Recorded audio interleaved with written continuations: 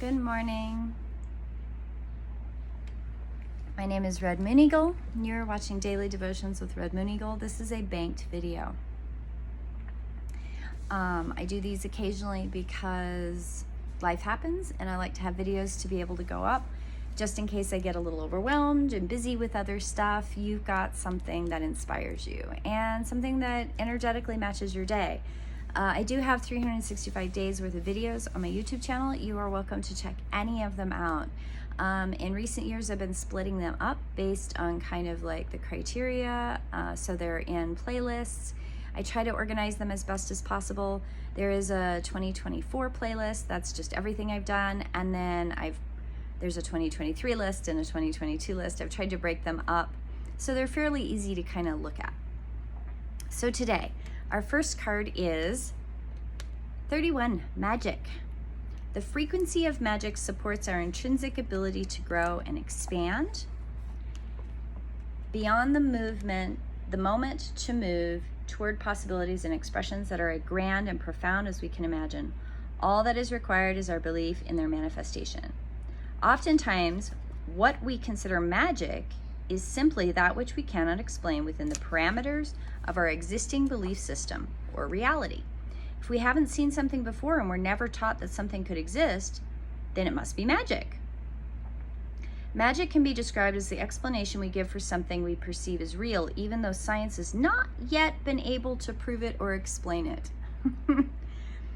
The purples, including the indigo and violet, are a combination of red, the warmest color, and blue, the coolest color. Purples are associated with the third eye chakra and the crown chakra, representing our psychic extrasensory abilities as well as our mysterious connection to source.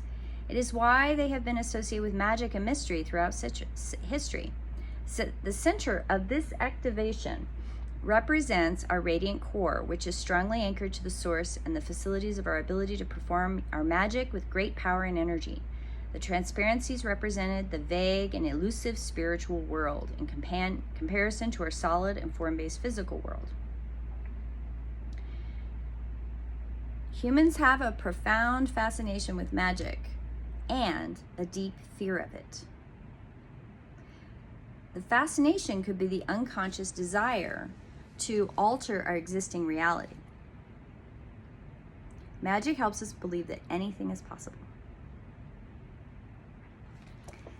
The 1-5 connection to this one is fascinating because so far, so many of the ones I've worked with within the Body of 9 paradigm is this play fast. They have this play aspect. They love to play games.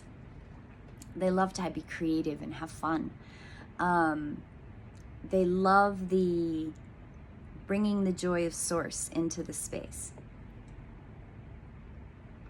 And when they're in a healthy place, they're humble without the self-castigation of, I'm not perfect. And 5 is the knowingness. And it even says in the book, like, magic could be, just so we haven't figured out how to explain it through science. And 5s are always going to ask why. They're always going to ask, what for? Why? How does that work? Why is that there? How does it fit in the web? Where's the pattern? And sometimes they just know the pattern. They just know the answer to the question because they've connected into the magic of what is not seen through this upper crown chakra. There's also a sense of knowing the right thing at the time.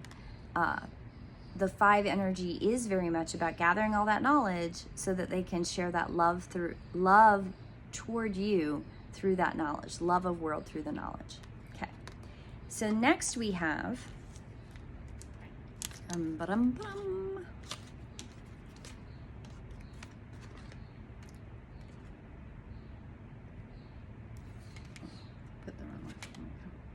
On the wrong page.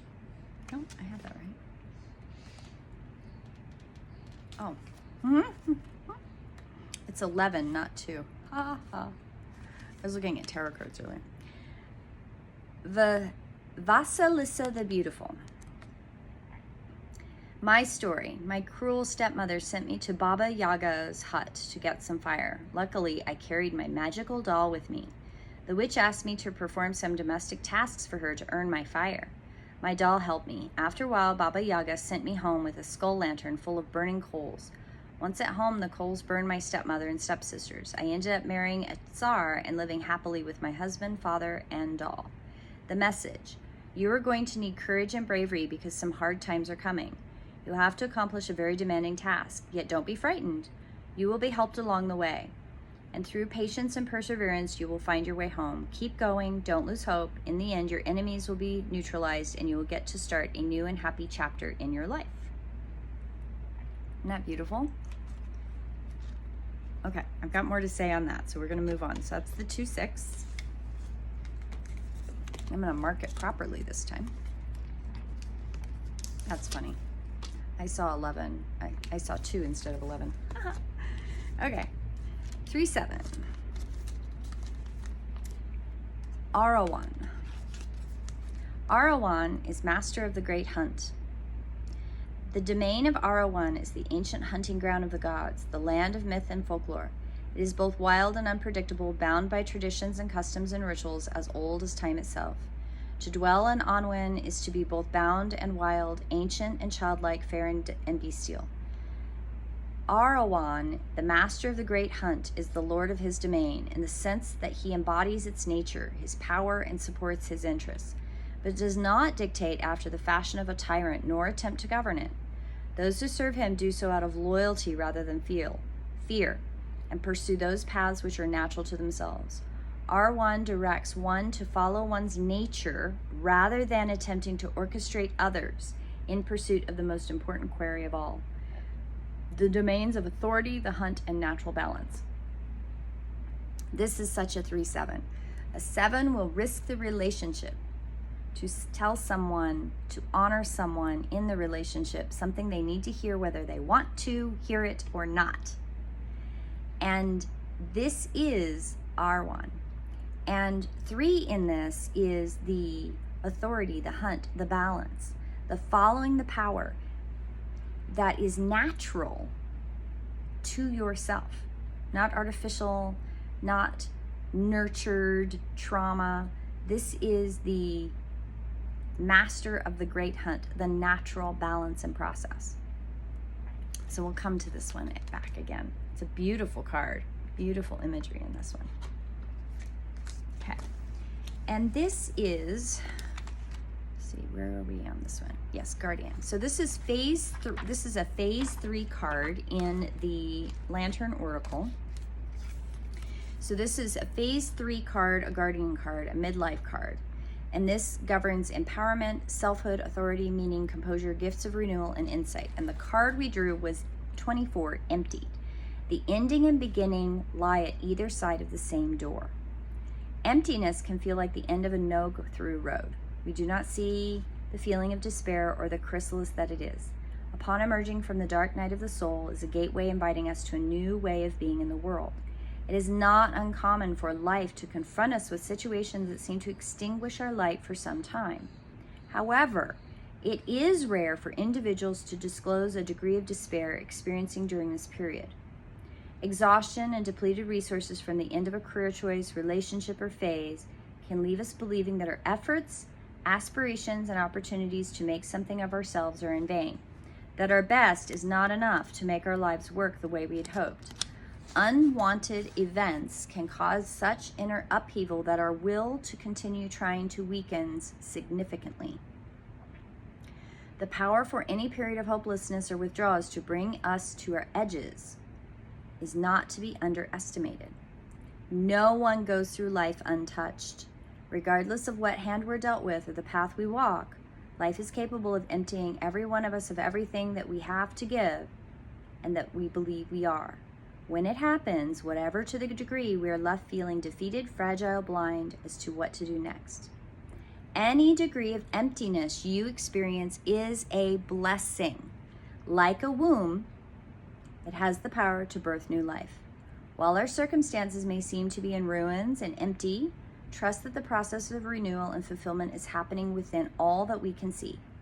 Just as the seeds of spring are present and growing in the unseen ways through winter, emptiness is a door that eventually opens to a new perspective. On the door to every ending is a handle that opens to a new beginning. Trust all that can come before, all that has helped you reach its conclusion, that it had a necessary value, regardless if we recognize it. We cannot anticipate, understand, or appreciate how or why things fit together and unfold the way they do. To surrender to the abrupt twists, turns, and losses that temporarily empty us along life's path is often the only way to genuinely fulfill what it seems to like life is forcing us to let go of. The mother assures you that you are everything you need to be to grow forward. Trust the universe is always meeting you halfway with the lessons required to advance you to your highest level. Your darkest moments are also your brightest blessings, if you allow them to be the radiant beginnings that they are. It is time to go thoroughly let go of something that you're still clinging to. Empty yourself.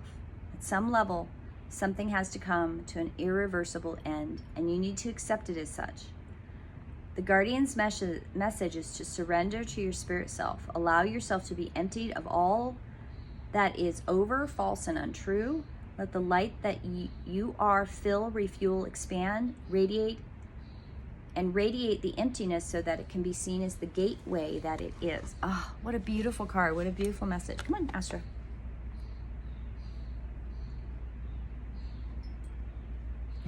I put a box next to the window, so now she's just like walking across me.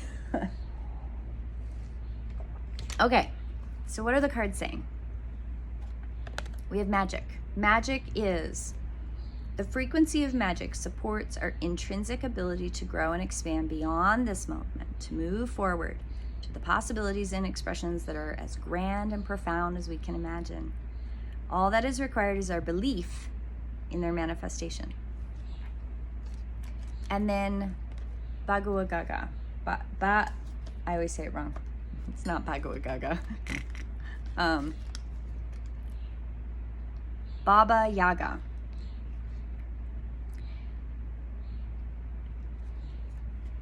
It may seem that the changes are hard, demanding, and frightening.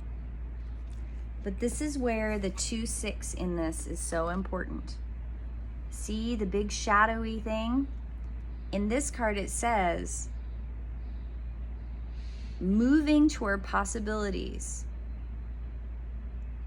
What is required is the belief in the manifestation. You've put a goal into the world. Doesn't matter what the goal is. My current goal is I want to get a book written and published by the Christmas trend for books, okay? So I know that it's a big shadowy thing. Like, I've been working on it for years and it's still this monumental thing. I'm connecting with people and universe, and I'm trusting the process, and I'm trusting the movement forward. Do I know what it's really going to look like? A book. That's it. That's all I know. Is it going to be, and is it feel like this huge monument that's ahead of me? 100%. Totally feels that way. Am I overwhelmed? 100%. Then you have Arawan, master of the great hunt, authority, the hunt, natural balance. This is where the 3-6 in the transformation really starts to kick in. I've got a goal, okay? So I've got my book that I have a goal on. And the domain of Arawan is the Anwen, the hunting ground of the gods. To dwell in Anwen is to be both bound, ancient, childlike, fair, and bestial. But the master of the great hunt is the 3-7. The power that supports this does not dictate after a fashion of a tyrant, nor any attempt to govern it. It is loyalty. It is the attempting to follow the nature. So I'm following the nature. I'm following the process of learning. I'm learning the details. I'm learning the things about how do I self-publish a book? Like, what is all entailed in it? I mean, I can write, but I need help with the editing. I need help with this. So the 3 is the connection to know all the details, and the 7 is to make sure I have the, is it right for me? Is it right for the world? Is it the right time? Am I doing my best? this is where I'm in the middle of the top of that tower. I'm moving forward, but it's all messy.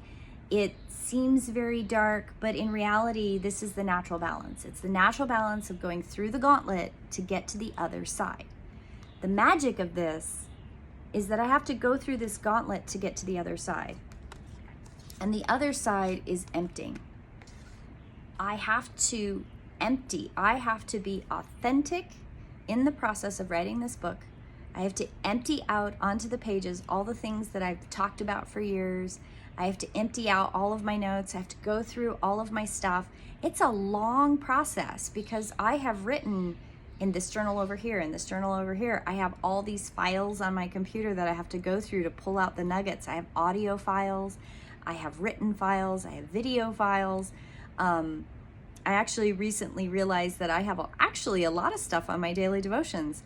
That's 365 days and more of daily devotions to skim through to find the pieces, the nuggets.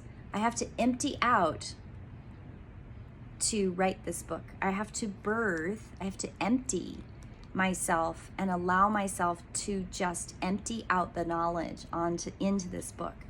And I have to trust the process, because the process is the ending and the beginning lie at either side of the same door.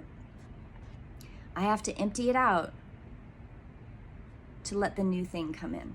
So I'm writing a book, the magic, this amazing process that I'm going through, and I'm going through this really seemingly shadowy, heavy thing that's happening, but I'm always moving and I'm letting myself be empty, emptying out, letting it come out. And also when I get stuck and I feel frustrated, I breathe into the emptiness of the vessel of just being somebody that universe can let it come through. And that's part of the reason the book has taken so long, is that sometimes I get stuck in my own meat suit world and I have to have something jar me into this emptiness so that I can let it come through.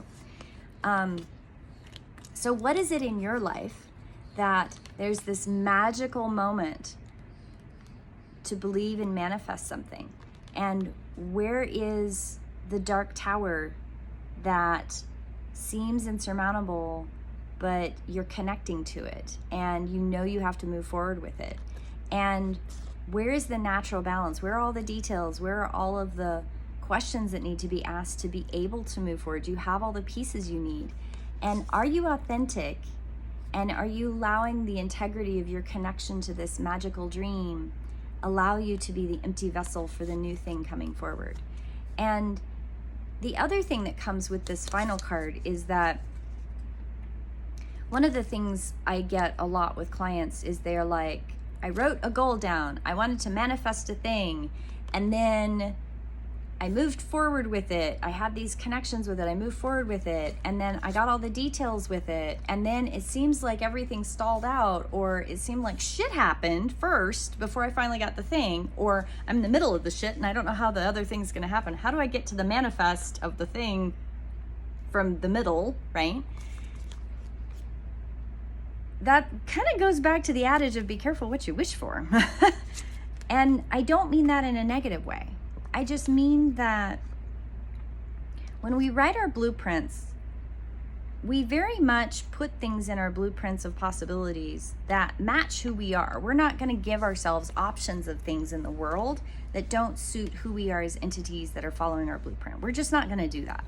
If I don't like peanut butter cookies, I'm not going to put peanut butter cookies in my blueprint. It doesn't mean I'm not going to be offered peanut butter cookies, but I know that my knee-jerk reaction is going to be, no, I don't want peanut butter cookies. I mean, I happen to personally like peanut butter cookies, but anyway. There's a lot of things in our blueprint that just make sense if we trust it.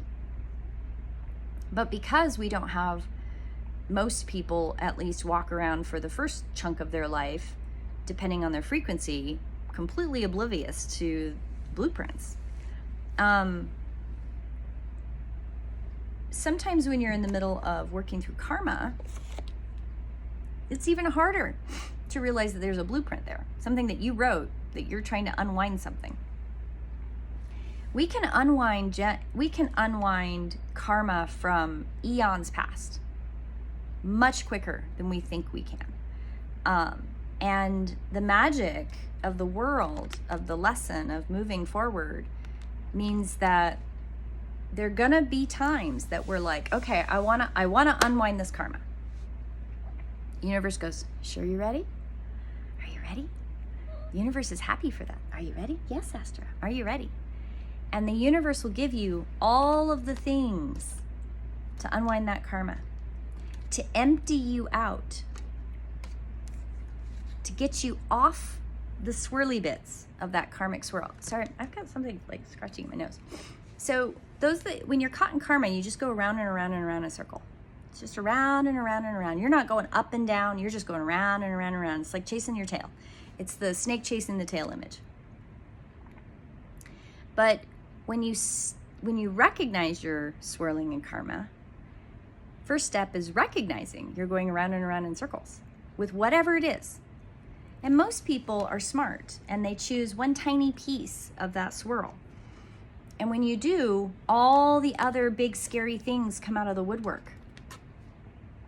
And part of those scary things helps you get to the place where you can empty out, you can release that karma. You can go, yes, I release that with conscious intention, and I'm going to step out of the swirl. And once you step out of the swirl, you go up or you go down, and sometimes you go up and down and up and down. It's part of the whirlpool swirl of untangling. In and out, up and down, depending, look at a fourth dimensional, like quadrahedron type image.